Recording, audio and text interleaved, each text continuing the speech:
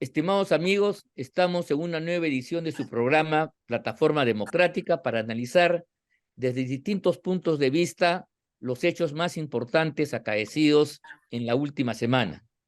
Este es un programa que se transmite a través de BES TV, de BES Cable, y se reproduce por las redes sociales de la Coordinadora Republicana y el portal La Abeja. Soy Ángel Delgado y en conjunción con Víctor Andrés García Belaúnde y Juan Cheput, vamos a llevar adelante el análisis correspondiente a la última semana. Sin duda alguna, estimados amigos, el tema de la violencia criminal ha ocupado ya un espacio grande en la esfera pública.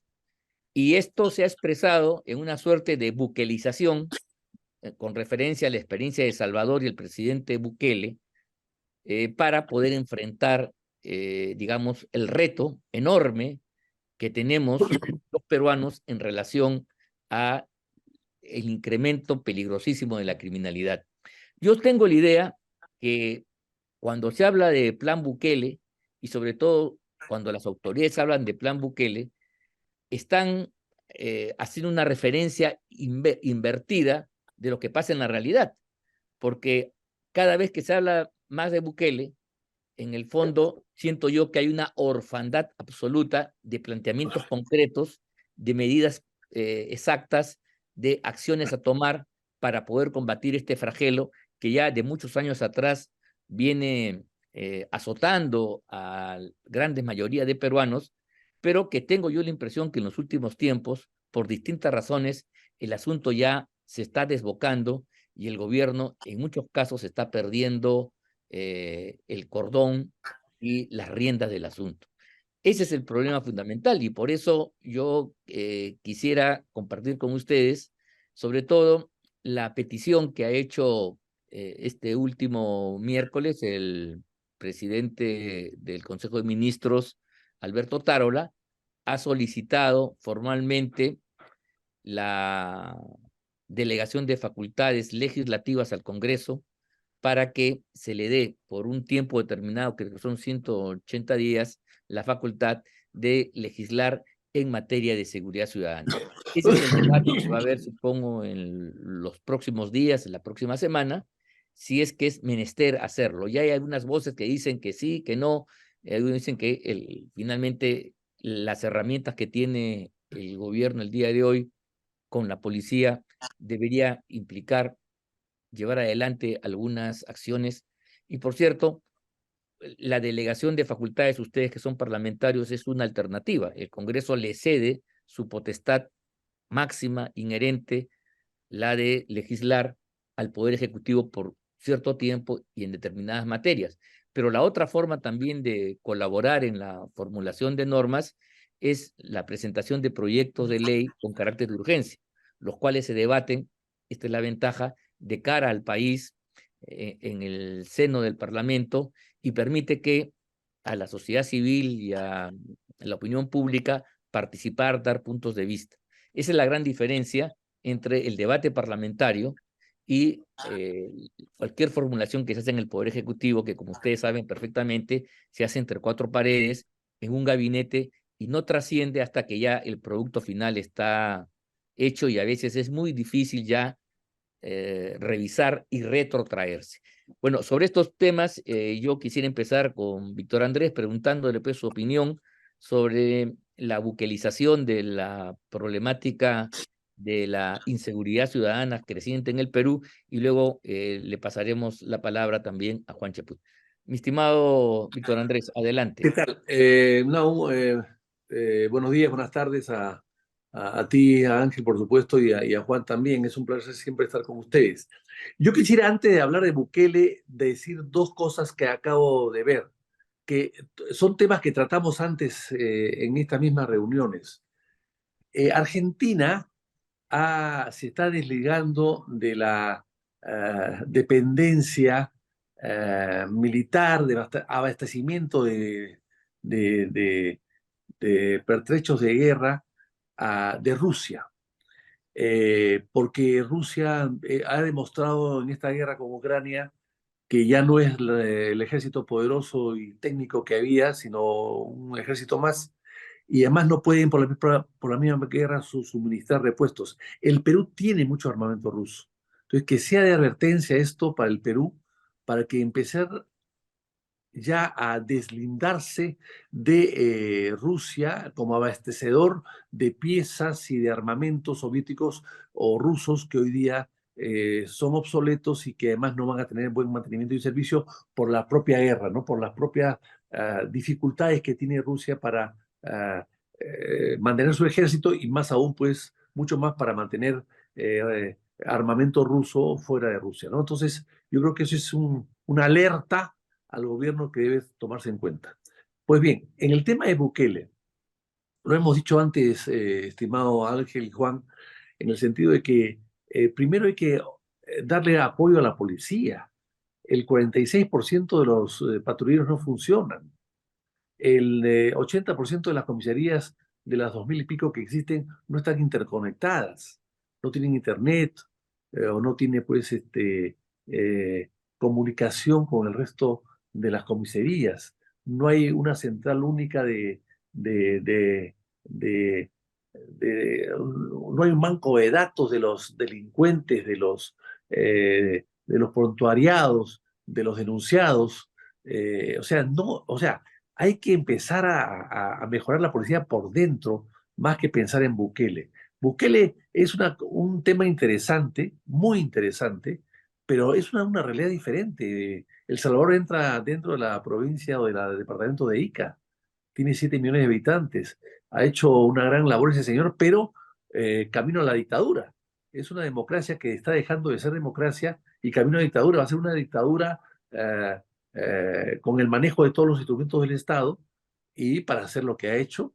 Y evidentemente bajará el índice de delincuente, pero va a subir el índice de abusos de los derechos de las personas que son delincuentes y sobre todo también a los inocentes, que les puede caer y eso les va a caer mucho, mucho más.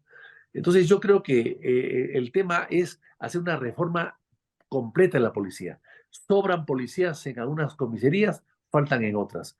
El otro día he estado medio a Cañete y he tenido 3 veces me han parado la policía en la carretera con 5, 6 o 7 camionetas de la policía para ver si tenía el cinturón de seguridad puesto como copiloto.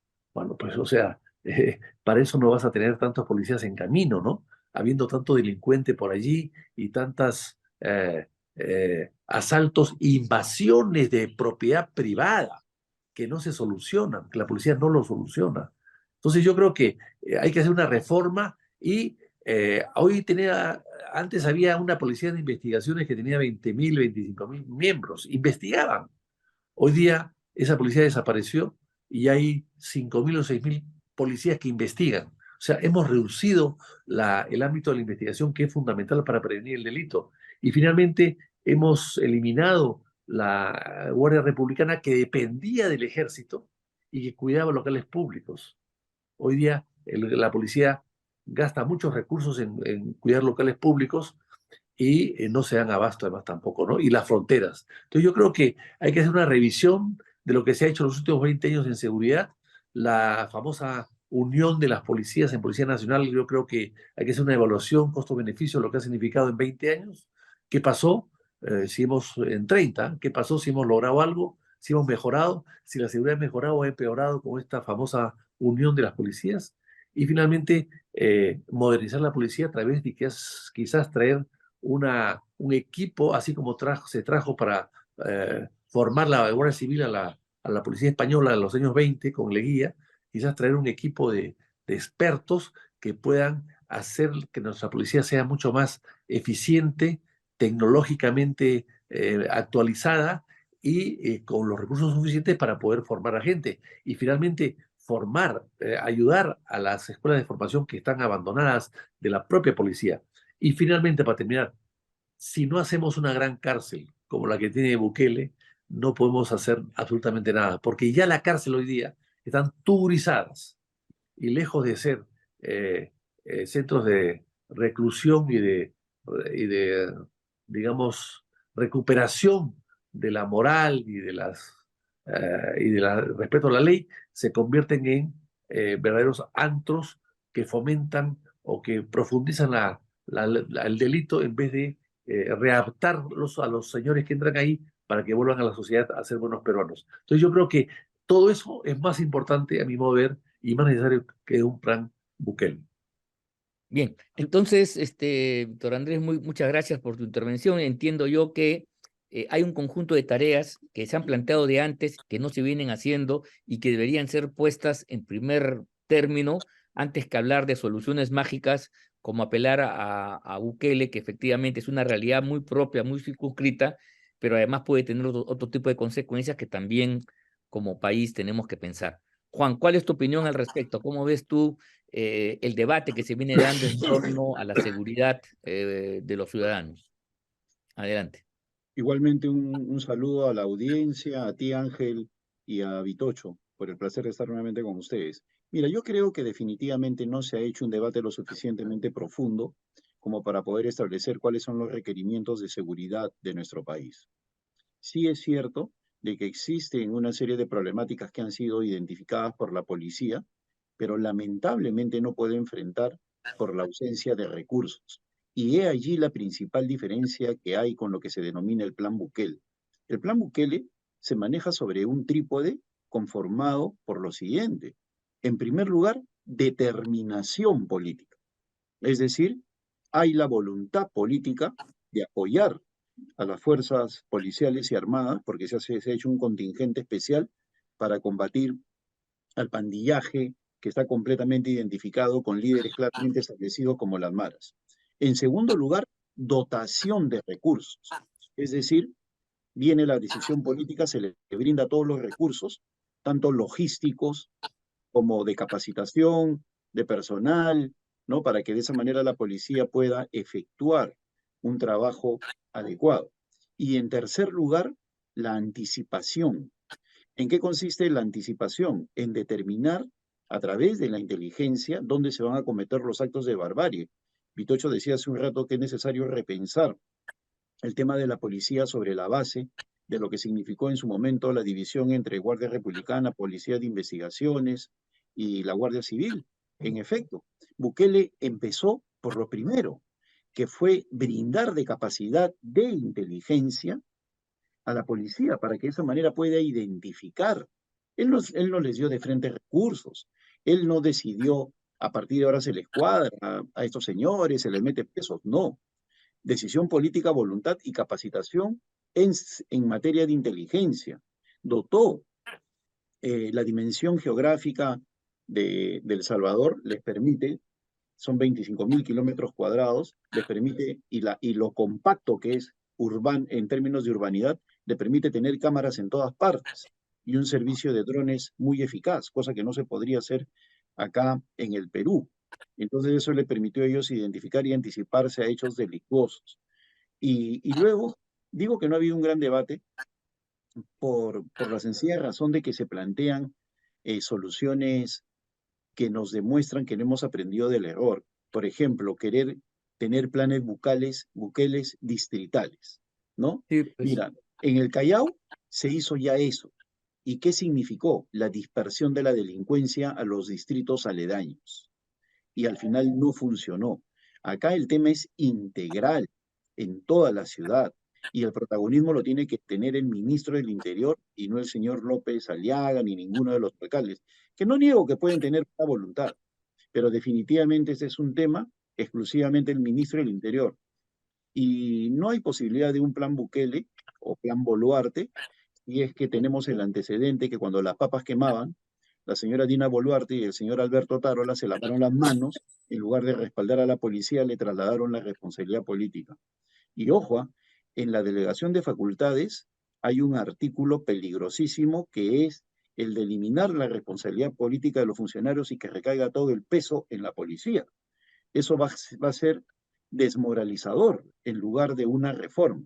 Hay que estar atentos Muy atentos. al proyecto que se presenta en la policía. Sí, sin duda alguna, esa es una alerta, por ejemplo, que no puede pasar. O sea, la policía tiene que sentirse que sus jefes políticos, democráticos, los acompañan en la tarea que le encomiendan. Lo contrario, es pues quitar el cuerpo y eso desmoraliza a cualquier fuerza que tiene que cumplir una tarea complicada y difícil. Creo que sería un grave error y eso es un asunto que no puede pasar y creo que has puesto puntos sobre las IES en un aspecto importante.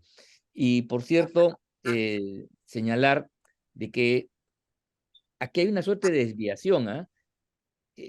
Hubo una época en los años 90, 80, cuando resurge el municipalismo, que las tareas de seguridad ciudadana reposaban en las municipalidades, que es una forma de enfrentar algún tipo de delitos con apoyo de la población, ¿no? Pero de ahí, ese modelo no puede generalizarse y afrontar a la delincuencia en el nivel de peligrosidad que tiene el día desde el ámbito municipal. Por eso me parece terrible que todo el debate principalmente esté en manos de alcaldes y alcaldes distritales incluso, porque ahí se requiere una política nacional. Creo que tú has dicho una cosa fundamental, una gran verdad, que es la gran diferencia. O sea, si Bukele tiene éxito porque es una política de Estado y se maneja desde arriba como corresponde a una guerra que tiene que desarrollarse política y jurídicamente, pero también requiere un enfrentamiento físico con las bandas delincuenciales. Eso no se puede distritalizar, no se puede deslocalizar ni nada por el estilo. Bien, pero yo quería rápidamente conversar un tema que es otra vez el Parlamento. Yo no sé si ustedes tienen la sensación de que en medio de tanto cuestionamiento, el Parlamento hasta ahora no tiene ningún rumbo, no ha fijado ningún plan. Yo hubiera esperado de esta nueva mesa directiva multipartidaria que se ha repartido el poder algún tipo de acciones y medidas para reconciliarse con la sociedad. Nada de eso. Está enfrascada en un debate hacia adentro, se sacan los ojos. No sé si eso va a conducir a algún lugar, pero eso es sumamente peligroso.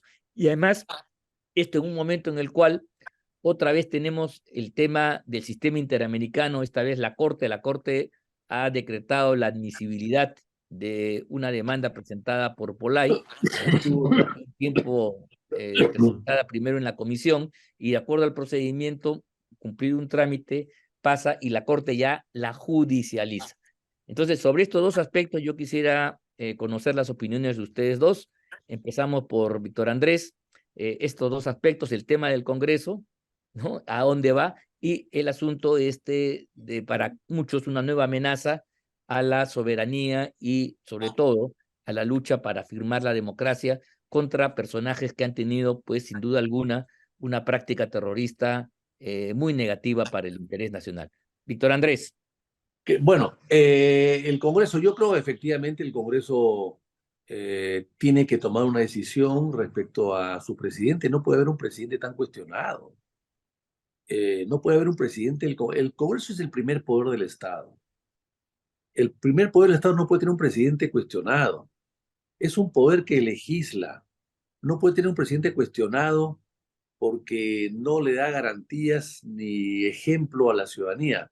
Es un primer poder del Estado que fiscaliza. ¿Cómo fiscaliza si tú eres el cuestionado? ¿Cómo representas tú a un poder fiscalizador si tú eres el cuestionado?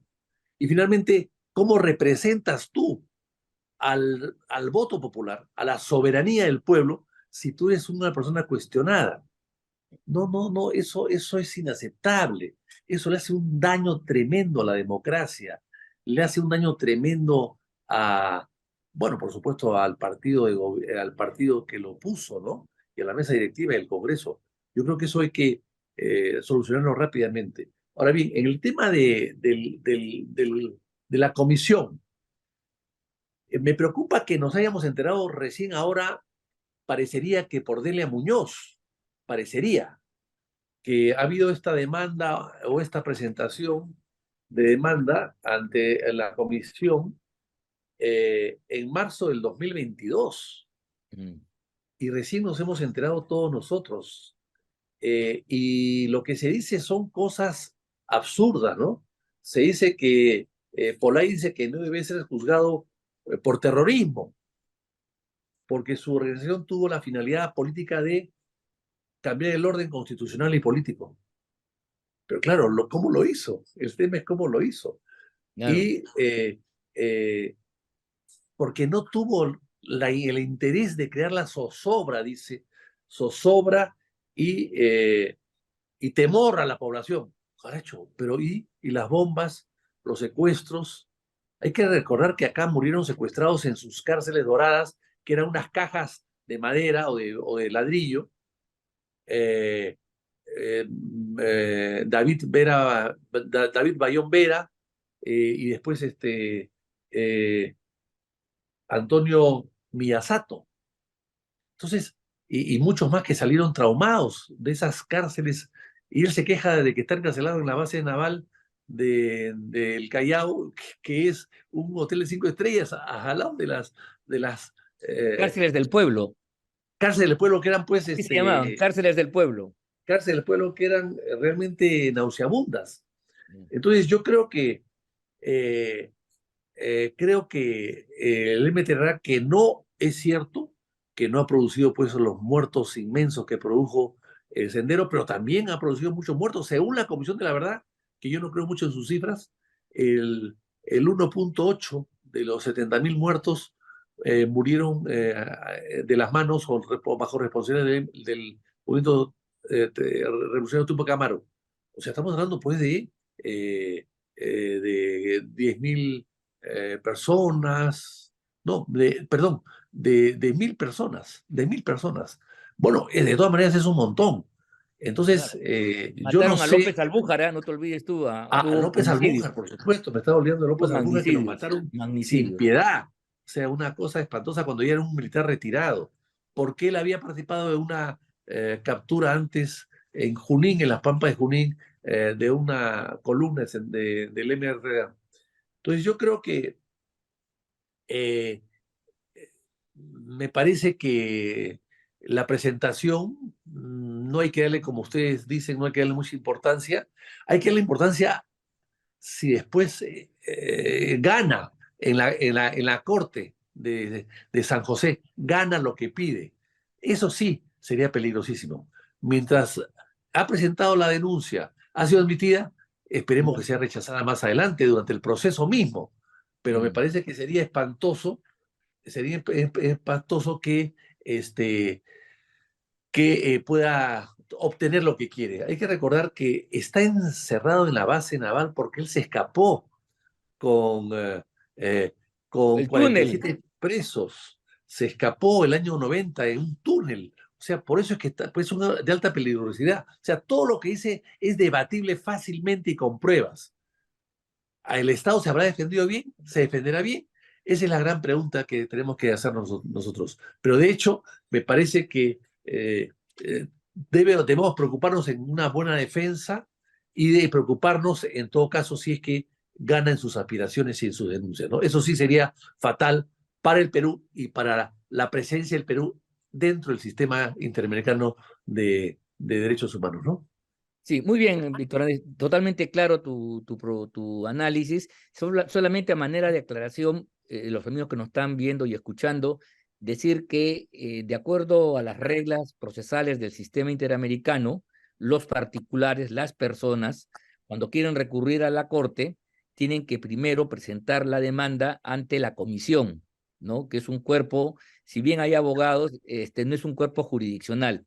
La comisión analiza, ve si la demanda presentada tiene fundamentos o no, se demora en calificarla como serían los fiscales, por ejemplo, en una comparación con un régimen interno, y después de un tiempo, si considera que hay elementos atinentes, hay razones, es la comisión la que se apersona ante la Corte y presenta el caso, ¿no? Hace suya la demanda de los particulares, en este caso de Polay, y presenta el caso. Lo que ha sucedido es que la Corte Interamericana de San José ha admitido a trámite esta demanda presentada por Polay y otras personas más, y recién se va a iniciar el proceso. Pero esto un poco para explicar los plazos y los términos y el por qué no se conocía antes. Juan, por Bueno, yo favor. creo de que al menos el gobierno está reaccionando bien en el tema este de el pase del asunto de Víctor Polay a la Corte Interamericana.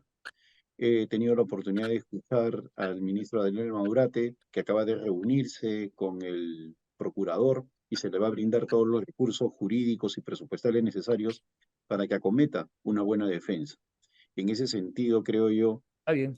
simplemente haciendo una relación de los hechos luctuosos en los cuales estuvo involucrado Víctor Polay, eso se va a caer. Pero también es importante señalar lo siguiente. Yo no estoy de acuerdo con que se empiece a generalizar un clima en el país levantando este tema para que de esa manera sirva de un distractivo más. Hay que acotarlo. De Este acuerdo. señor ya es un anciano, sigue siendo peligroso, no cabe la menor duda si es que sale por el componente ideológico, pero su base doctrinaria, la del MRTA, no ha tenido los niveles de presencia en los últimos años como sí lo tiene Sendero Luminoso. Estuvieron ligados al APRA, se dice que hubo jerarcas de ese partido en la fuga de los 90, eso puede ser parte de una leyenda, de una investigación, lo que sea. La cosa es que el señor se fugó, como nos acaba de recordar Víctor Andrés, reincidió y fue recapturado, ¿no? Entonces, creo yo que tenemos la de ganar. Ahora, en lo que se refiere al presidente del Congreso, considero sin ninguna duda que es responsabilidad de los parlamentarios Claro. el poner ya a una persona que realmente recupere la legitimidad del Parlamento. No hay posibilidad de un retorno de confianza que favorezca la inversión privada en un Parlamento tan desprestigiado que es proveedor de políticas públicas nefastas y con tan bajo nivel moral. En verdad, si los parlamentarios quieren al país, que dejen de lado la ambición de quedarse hasta el 2026 y piensen un poco más en la necesidad de tener a un personaje que haga algo por nuestro país en lo que se refiere a un diseño de agenda política necesaria. Muy bien, entonces, sí, efectivamente, el tema del Congreso sigue siendo un tema preocupante. El asunto es que este poder del Estado, que es tan importante, en eso estamos de acuerdo todos, no avanza. Menos hay un relanzamiento, menos hay una etapa distinta a lo anterior. Se supone que con esta mesa multipartidaria, ¿no? Se iban a superar, pues, esta situación que viene de atrás, pero es todo lo contrario. Parece que han caído en un pantano más profundo y eso entonces está provocando una situación de práctica parálisis, ¿ah? De práctica parálisis. Del Parlamento solamente se habla de los crímenes del presidente, si va a ética o no, y es un debate que no tiene mucho futuro, porque estamos apenas a un mes, ¿no? Un poquito más quizás de la elección que se produjo, y además una elección que creo que casi tuvo 90 votos.